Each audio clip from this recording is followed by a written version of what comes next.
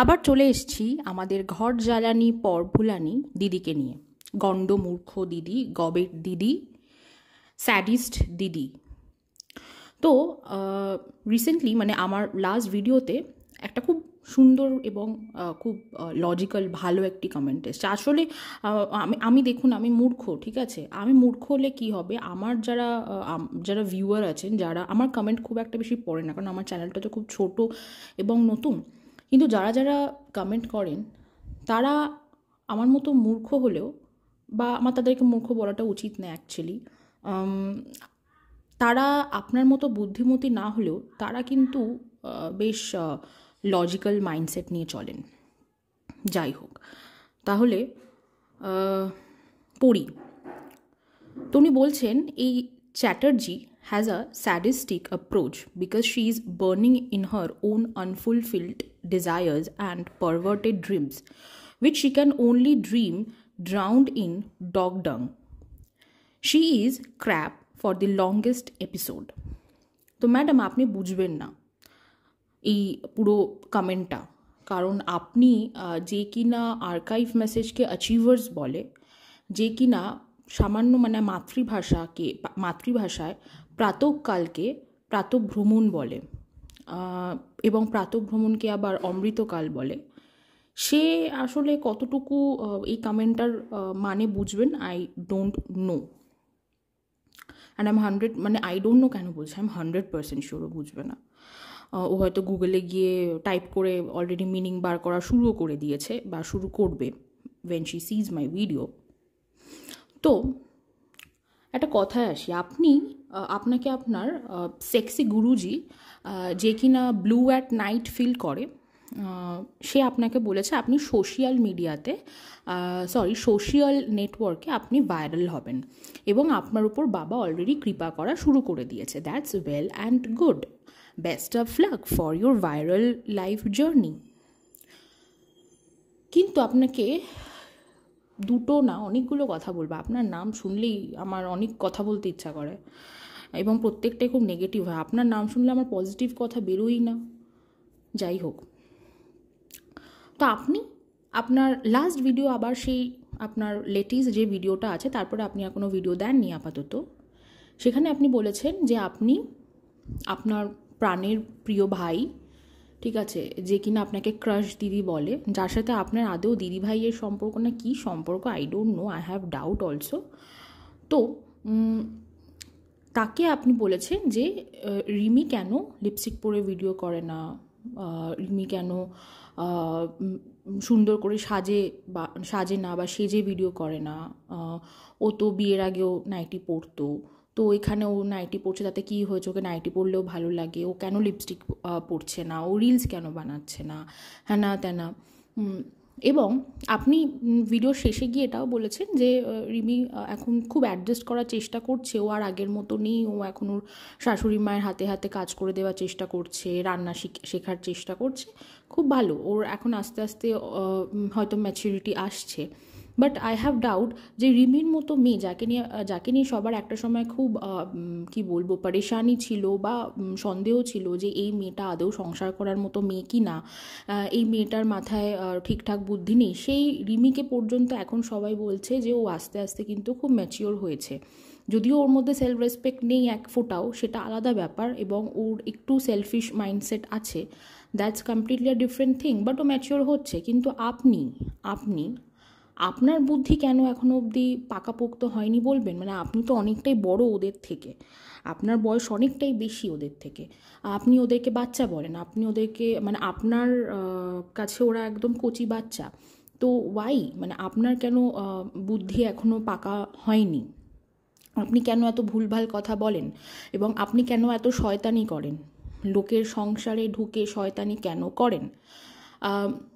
তো এবার আসি আর একটা কথা, সেটা হচ্ছে আপনাদের মনে আছে কিনা জানি না, সুতপা যখন ওর পেটটা, মানে এই আমাদের যে একজন সুতপা আছে কন্ট্রোভার্সি ক্রিয়েটার, সে যখন তার যে পেটটা আছে সেই পেটটাকে দিয়ে দেওয়ার প্ল্যান করেছিল, মানে সেটা এক্সকিউজ, মানে that was an excuse only, বা সেটা সে ভিউজ পাওয়ার জন্য করেছিল, জাস্ট ফর আ কন্টেন্ট করেছিল কিনা নো ওয়ান নোজ, বাট বলেছিল এরকম কিছু কথা, তখন সবাই তার আগেনস্টে কথা বলেছিল, ভালো কথা।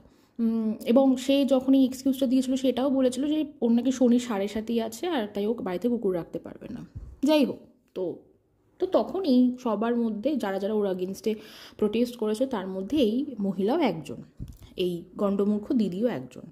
তো সেই কথা বলতে বলতে তখন বলছে ওর কুকুরদের প্রতি ভালোবাসা জন্মালো কী করে। ওর ছোটোবেলায় খুব ভাই বোনের শখ ছিল, মানে মেনলি বোনের শখ ছিল। ওর মা বাবাকে বলতো, কিন্তু ওর মা বাবা আনছি আনছি বলে আর ওকে কোনো বোন দেয়নি, মানে তারা আর কোনো সেকেন্ড ইস্যু বা বেবি প্ল্যানিং করেননি। তো সেটা দেখুন, কারো মা বাবা নিয়ে আমি কিছু বলবো না, যেহেতু তারা ভিডিওতে আসেন না, তাদেরকে তো আসেন নাকি, তো মা বাবাকে কি মনে করে যাই হোক। তো তাদের মনে হয়েছে তারা একটাই বেবি নিয়ে, মানে একটাই বেবি থাকবে, তাদের একটাই মেয়ে হবে, they are happy with 1 child and 1 daughter only. কিন্তু যা হয় মঙ্গলের জন্য হয়। God always has his own plan. তো এইখানে গডের প্ল্যানটা কী ছিল বলুন তো? ভগবান না আমার কানে কানে অনেক কথা বলে যান, মানে খুব আশ্চর্য, মানে ভীষণ আশ্চর্য। মানে আমিও কদিন ভাবছি কদিন পর কোনো মাতাজি হয়ে যাব। এবার বলি গডের ভগবানের আমি বলছি ভগবানের প্ল্যানটা কী ছিল বলুন তো? ভগবান না আগেই বুঝে গিয়েছিল যে এই মেয়ে আসলে কারোর ভালো কোনো দিন করতে পারবে না ভবিষ্যতে। এই মেয়ে কুকুর ভালোবাসলেও ও মানুষকে ভালোবাসতে পারবে না। এই মেয়ে একটি প্যারাসাইট তৈরি হবে, একটি স্যাডিস্ট তৈরি হবে। নিজের জীবনে এই মহিলার কামনা বাসনা অনেক আছে, কিন্তু সেগুলো সে ঠিকঠাক করে ফুলফিল করতে পারছে না বলে তার যে ফ্রাস্ট্রেশন, সেটা অন্যের সংসার ভেঙে অন্যের পরিবারে না গুলিয়ে সে তার সেই ফ্রাস্ট্রেশনটাকে নির্মূল করেন। তো যদি এর কোনো ভাই বা বোন থাকতো কি হতো আমি বলছি। নিজের ভাই যদি থাকতো, ভাই বড় হতো, ভাইয়ের গার্লফ্রেন্ড হতো, ঠিক আছে, ভাই পড়াশোনা করতো এবং ভবিষ্যতে ভাই বিয়েও করতো, না ভাই বউকে সংসার করতে দিত না শান্তিতে। তার ফলে কি হতো? একটা মেয়ের জীবন নষ্ট হতো, নিজের ভাইয়ের জীবন তো নষ্ট করতোই। এবং বোন থাকলে কি হতো? বোন থাকলে বোনের বিয়ে হতো, বোনের বয়ফ্রেন্ড হতো, তার আগে বিয়ে হতো, ঠিক আছে, বোনের বয়ফ্রেন্ডের দিকে এর ঝোঁক থাকতো। বোনের বিয়ে হলে বোনের শ্বশুর বাড়ির দিকে এর ঝোঁক থাকতো। এবং তার ফলে কি হতো? বোনের সংসারটাও ঠিক করে হতো না, বোনও শান্তিতে সংসার করতে পারতো না। আর একটা কথা সেটা হচ্ছে ভাই বোনরা না, যাদের ভাই বোন আছে, ভাই বোনরা তাদের দাদা বা দিদিকে দেখে শেখে। যেমন আমার ভাই আমাকে দেখে শিখবে, আমি যেটা খারাপ করবো আমার ভাই সেটা শিখবে, আমি ভালো করলে আমি যদি কোনো ভালো কাজ করে থাকি ভাই সেটা দেখে শিখবে, ঠিক আছে। তো দিদিরা ভাইদের কীভাবেই গাইড করে, এবং দিদি ভাই যেই হোক, বোন ভাই যেই হোক, সে তার দাদা দিদিকে দেখে শেখে। কিন্তু আমাদের এই দিদির ভাই বোন হলে সে কী শিখতো দিদির থেকে? যে কী করে লোকের ঘাড়ে বসে খেতে হয়, কী করে প্যারাসাইট বা পরজীবীর মতো অন্যের বাড়িতে গিয়ে পড়ে থাকতে হয়, ঠিক আছে, কী করে জীবনে একটি কুলাঙ্গার সন্তান হতে হয়, কী করে নিজের লাক্সারির জন্য মা বাবাকে একা রেখে নিজে একা এসিতে বসে আরাম খেতে হয়, এইগুলোই শিখতো।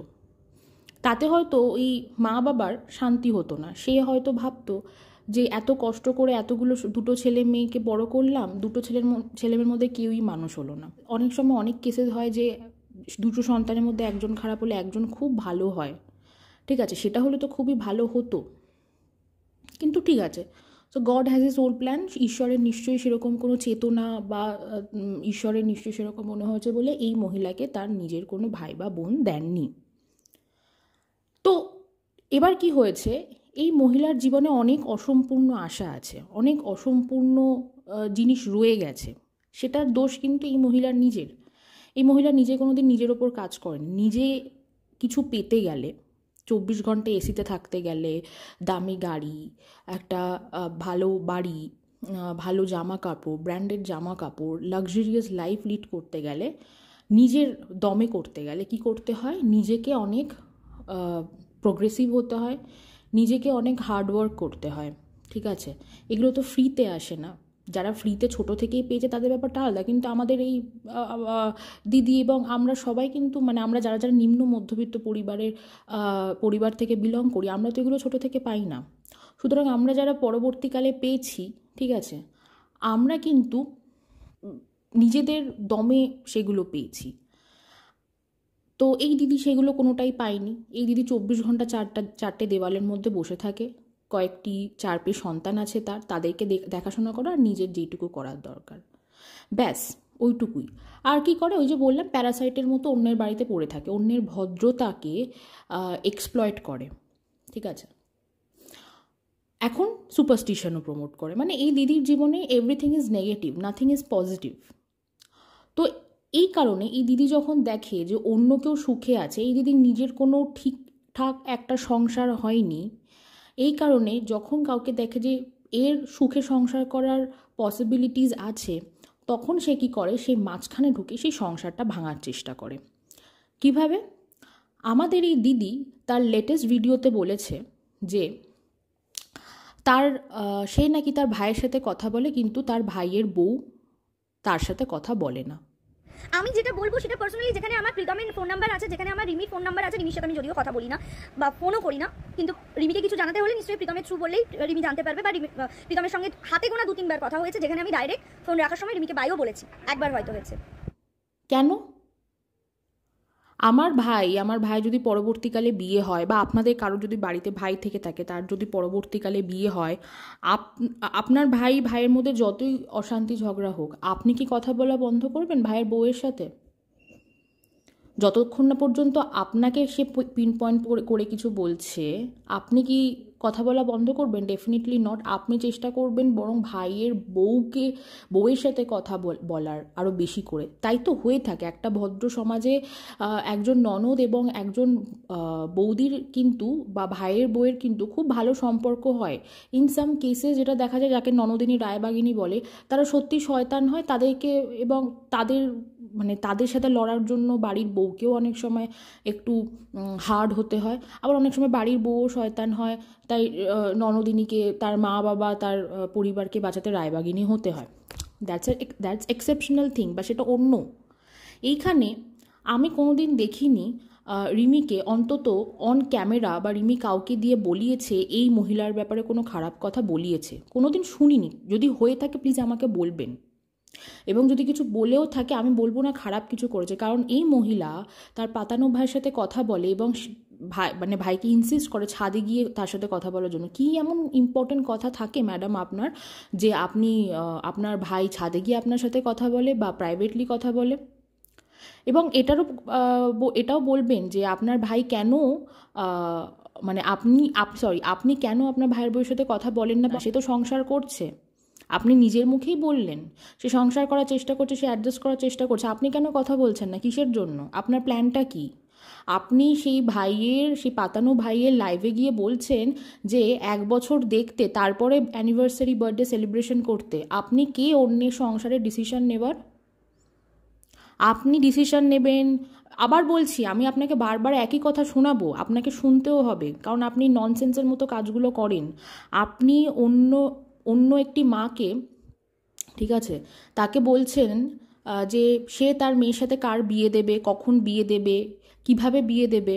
আপনি এগুলো একটা মাকে বলছেন, মানে ইনসিস্ট করছেন। কে আপনি ডিসিশন নেবার? আপনি অন্য পরের ঘরের ছেলেকে বলছেন সে তার বউয়ের অ্যানিভার্সারি সেলিব্রেট কিভাবে করবে, কবে করবে, কখন করবে, কেন করবে।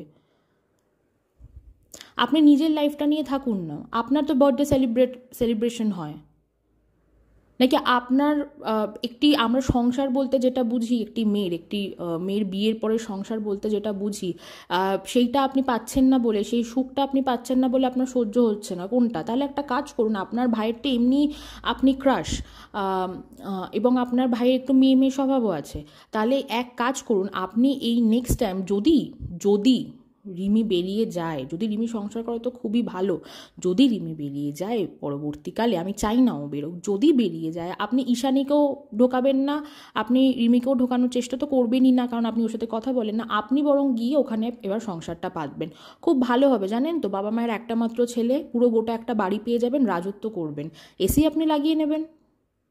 আপনার তো লক্ষ লক্ষ টাকা, আপনার প্রচুর মাইনে, আপনি আপনার টাকায় এসি লাগিয়ে নেবেন।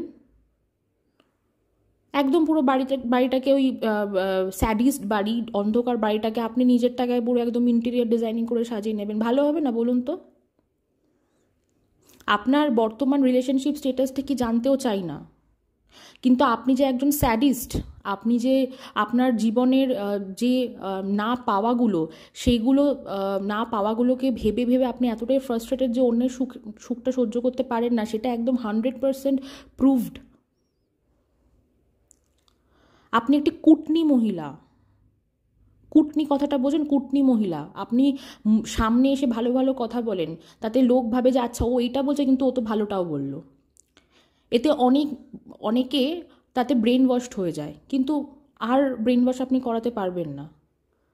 কারণ আপনারই যারা একসময় পজিটিভ ভিউয়াররা ছিল, যারা আপনাকে সাপোর্ট করতো, ভালো ভাবতো, ঠিক আছে, তারাই এখন আপনার আগেনস্টে কথা বলে।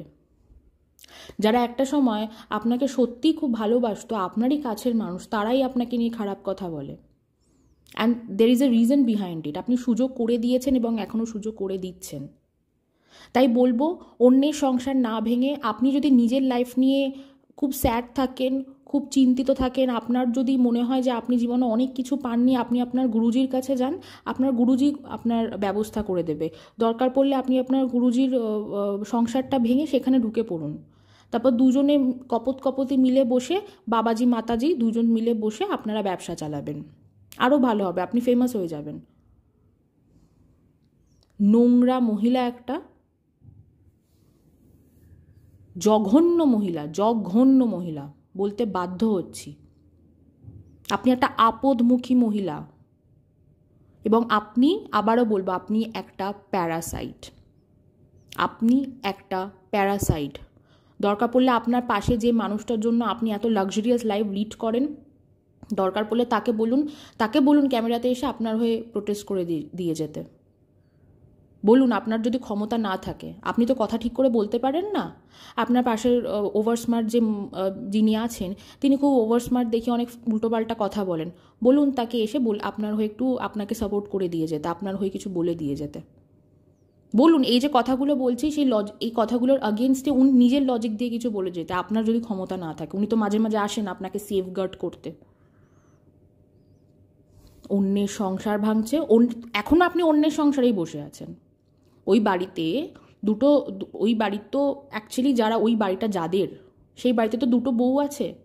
আপনি অ্যাকচুয়ালি তাদের সংসারে গিয়ে বসে আছেন। অ্যাকচুয়ালি তাদের মেয়েকে নিজের মেয়ে মেয়ে বলছেন, বড় মেয়ে ছোট মেয়ে, তাদের ছেলেকে নিজের ছেলে ছেলে বলছেন। খুব খুব ভালো লাগে, তাই না? যখন তখন যেখানে সেখানে একে ওকে নিজের ভাই, নিজের দাদার ছেলেও আপনার ছেলে, দাদার বউ আপনার প্রাণের প্রিয় বৌদি হয়ে যায়। আবার বলছি, আপনি একটি ঘর জ্বালানি, পর ভুলানি মহিলা। আপনি একটি কুটনি মহিলা, প্যারাসাইট।